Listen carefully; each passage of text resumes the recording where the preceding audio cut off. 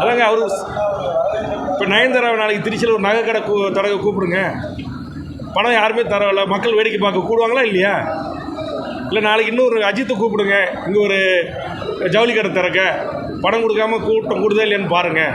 ஒரு நடிகர், அவரால் ஈர்க்கப்பட்ட மக்கள் இருக்கிறாங்க, ரசிகர்கள் இருக்கிறாங்க, அவரை பார்க்க வரத்தான் செய்வார்கள். அதற்காக அவர்கள் அனைவருமே அப்படி இவர்களுக்கு வாக்களித்து பேசுறதெல்லாம் என்னை திட்டிங்கன்னா அது தமிழ்நாட்டு மக்களை திட்டுற மாதிரி, நான் தான் தமிழ்நாடு, விஜய் தான் தமிழ்நாடு, தமிழ்நாடு தான் விஜய், இதெல்லாம் ரொம்ப ஓவராக தெரியலையா? நீங்களே இத்தனை ஆண்டு பத்திரிகை துறையில் பணியாற்றுறீங்களே. இதுக்கு முன்னாடி தமிழ்நாட்டு சிறைத்துறையிலேருந்து அரசியலுக்கு வந்து அம்மையார் ஜெயலலிதா என்னைக்காச்சும் அப்படி பேசியிருக்காங்களா? மறந்த புரட்சித் தலைவர் எம்ஜிஆர் அப்படி பேசியிருக்கிறாரா?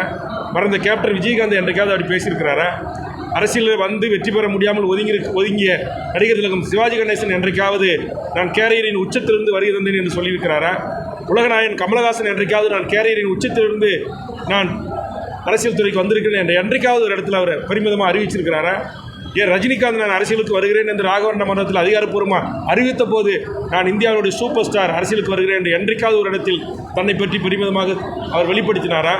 ஆனால் இவர் எது தமிழ்நாடே இவர் பின்னாடி தான் இயங்குற மாதிரியும், தமிழ்நாட்டு மக்கள் இவரை விமர்சனம் பண்ணால் தமிழ்நாட்டை எப்படி அது எனக்கு ஒன்றும் புரியல. அது ஆக இது எல்லாம் வந்து ஒரு நகைப்புக்குரியதாக இருக்கிறது.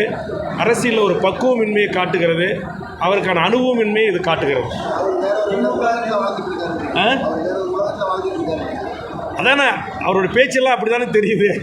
தன் கட்சியில் 117 இடங்களில் பெண்களை நிறுத்துவோம், 117 இடங்களில் ஆண்களை நிறுத்துவோம்னு சொன்னால் அது ஏற்றுக்கலாம்.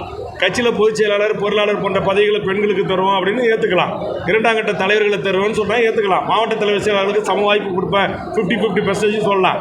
ஆனால் ஒரு டிஸ்ட்ரிக்டோட எஸ்பி நியமிக்கிறதும் கலெக்டர் நியமிக்கிறதும் யூபிஎஸ் கேடரில் அலாட் ஆகி வரணும். அது கூட அவருக்கு தெரியல. அதை எழுதி கொடுக்குறவங்களுக்கு கூட அது தெரியல. அப்போ கூட இருக்கிறவங்க யார்? நான் ஊழலை ஒழிக்க வந்தேன்றாரு. செங்கோட்டையின் மீது ஊழல் குற்றச்சாட்டு இல்லையா? இப்போ அதிமுகவில் இணைந்திருக்கிற முன்னாள் அமைச்சர்கள் மீது ஊழல் குற்றச்சாட்டு இல்லையா? அதிமுக ஊழல் செய்த கட்சியில் எம்எல்ஏக்களாக இருந்தவர்கள் தற்போது சேர்ந்து கொண்டிருக்கிறார்களே, அவர்களாம் மிஸ்டர் கிளீன் அவர்கள் எல்லாரும். அப்போ பாவம் அவர், அதுக்கு மேலே நம்ம விமர்சனம் பண்ண பாவம் அவர் என்னுடைய உறவினர், ஓய்வு பெற்ற காலத்தில் ஏதோ ஒன்று செய்கிறார். வாழ்த்துக்கள்.